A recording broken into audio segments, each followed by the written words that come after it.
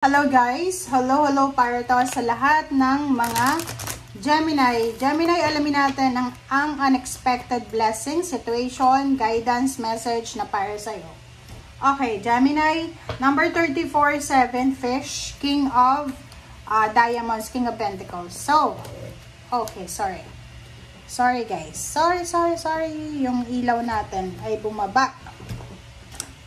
Okay. Wait lang guys. Okay. Wow. Okay, so nakikita ko sa'yo dito, merong mga Gemini na medyo nag-aalala ka, lalo na sa usaping pera.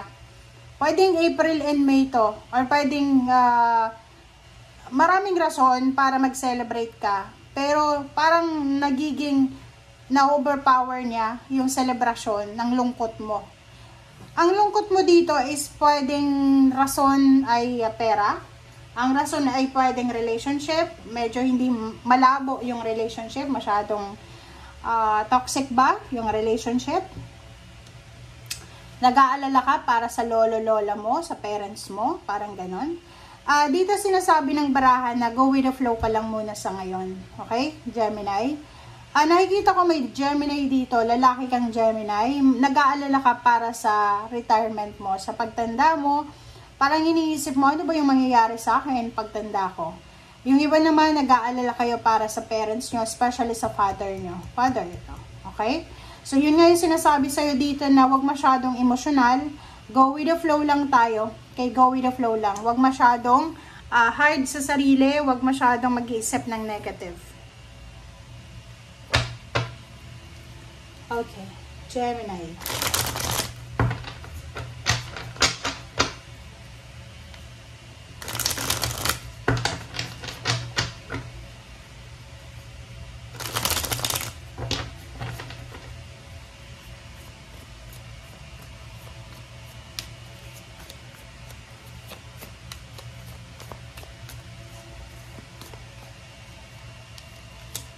Okay, the Devil, Capricorn energy. Dito sinasabi ng barahan na mag-iingat ka Gemini kasi maraming temptation, maraming sagabal ang posibleng dumating sa'yo, maraming pagtitest ito sa'yo testing, diba? Temptation or anything na pwede kang bumigay, parang ganun. So, ingat-ingat tayo. Ace of Cups, so parang isa sa mga test na pagdadaanan mo is relationship. Pwedeng in a relationship ka ngayon, may live-in partner, may asawa, may anak. Pero isa sa mga temptation na posibleng may encounter mo this month of April and May is third party. Pwedeng may bagong relationship na gustong pumasok sa buhay mo. Or pwedeng ikaw gusto mong pumasok sa isang relationship. Diba? Seven of Swords So, wag mong sisirain yung foundation mo ngayon, yung relationship mo, kasi ito ay third party to Yun lang. Okay, Gemini, mag-iingat ka. Sobrang ingat ang kailangan mong gawin. Lalo kung may asawa at anak ka, live-in partner, may boyfriend, girlfriend. Itong Seven of Swords na ito, manloloko, or pwedeng planong panloloko, parang gano'n. So, ingat tayo sa mga papasukin natin ang decision making natin. Okay? So, yun. Pwedeng palagi kayo nag-aaway ng karelasyon mo, ng pamilya mo. Siguro ano na lang yun Parang rason na lang para sa temptation na ito. Pero, hindi natin alam. So, umiwas ka sa temptation talaga kasi masisira ang buhay mo dyan. Okay? So, judgment, diba? So, kailangan mo talagang mag-desisyon as soon as possible. O sabing relationship, yung focus niya. Bakit ganon? So, Gemini, sinasabi ng barahan na mag-pray ka kaya. Mag-pray, mag-meditate ka. Pag-isipan mo mabuti. Kasi minsan, yung iba na ginagayuma, diba? Kahit anong pray mo or kahit anong gawin mo, talagang gagayumahin ka. And dito, decision making ang kailangan mong gawin Kasi pwedeng may temptation talaga. May isang tao na gustong pumasok sa scenario, gustong sirain yung pamilya mo or gustong sirain yung foundation mo.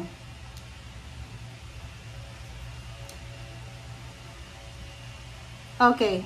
Dito naman sinasabi na Gemini, nakikita natin dito na aside from temptation na yan, syempre may blessings din na parating. Isa sa mga blessings na pwedeng dumating sa'yo is yung choices and option. So, maraming mag-o-offer sa'yo na financial new beginnings, 'di ba? So, Nine of Pentacles. So, kung ano man tong i-offer sa'yo ngayon, posibleng siya yung katuparan ng iyong financial wishes. Financial dreams mo yan eh. So, comment down below if you resonated kung may mag-offer sa'yo ng trabaho, 'di ba? So, new jobs talaga to kasi marami siya. Maraming i-offer sa'yo. New din dito. So, bagong relationship din. Kailangan mong maging strong daw. Kailangan mong magpakatatag. Kailangan mong solid dapat yung foundation mo eh. 'Di ba? Hindi ko alam kung mabilis bang kayong matempt, parang matokso, or hindi natin alam. But, nandito yung strength. Sinasabi na kailangan mong lakasan ng loob mo sa kung ano man itong new beginnings na gusto mong pasukin ngayon. Okay? Six of Pentacles. Isa sa mga blessings din na posibleng dumating sa'yo is yung pagkakaroon ng balanse sa pera. Pwedeng, may mga tao dyan sa paligid mo na pwede mong hinga ng tulong, assistance, protection in terms of money. And at the same time, may mga tao din dyan sa paligid mo na gusto nilang humingi ng assistance or tulong galing sa'yo. King of Cups, sinasabi ng baraha sa'yo na this month of April and May, importante na i-check mo yung emotion mo. Importante na i-prioritize mo yung iyong emotion or feelings, but make sure na yung emotion and feelings natin ay hindi makaapekto or makasakit sa ibang tao. Okay, so Seven of Pentacles and Knight of Cups. So nakikita ko sa'yo dito, pwedeng yung iba, single itong Gemini, pwedeng single mom, single dad, or pwedeng talagang single sila. They're waiting for a relationship na financially stable. Wise ito eh, parang gano'n. So, nakikita ko sir dito na mag-isip kang maayos, okay? Kung yung idea mo talaga is gusto mong makapag-asawa ng financially stable na individual, babae man or lalaki, kailangan mong pag-isipang mabuti yan eh. Kasi sa panahon ngayon, swerte ka na lang kung yung manliligaw mo o yung taong itong mamahalin mo is may trabaho. Okay? Kasi ang daming unemployed sa ngayon. The Tower. Diba? So, dito sinasabi ng barahan na i-check natin yung ating emosyon kasi baka sa sobrang excitement na nararamdaman mo sa ngayon, sufferings, the Tower yung pwedeng mangyari sa'yo sa future. So, yun, huwag magpadalos-dalos. Lalo na sa mga balak magkaroon ng third party, mga temptation na yan, mag-iingat kayo kasi the Tower itong sa labas eh, diba? Sa huli, sinasabi ng barahan na pwedeng yung future mo is the Tower, destruction, pagbagsak ng foundation mo. Kung hindi mo lalabanan yung tukso na yan. Okay? Thank you guys for watching. Bye!